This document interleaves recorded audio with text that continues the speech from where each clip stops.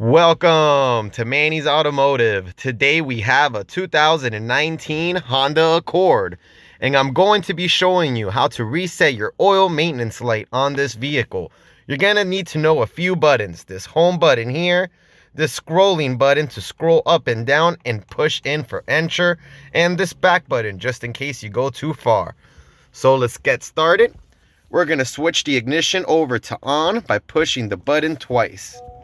When all the lights light up on your dash, you have done that right so far. We're going to be paying attention here. Fuel low. We push the scrolling thing to dismiss. We push this to dismiss the maintenance past due. We're not wearing our seatbelts. We're not driving anywhere.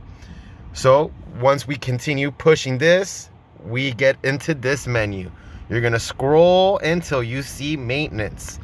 Once you see maintenance, you push in the scrolling button. You push it in again to reset. Item 7, item 5, and let's just reset them all. Is there an all button? No. Item 5, reset complete. Oh, this is B1. So all items do. Let's just do that. All do items, reset. Maintenance, my reminder on red message, reset, oil life to 100%. You could do them individually or just find where it says all due service items and just push the scrolling button to reset.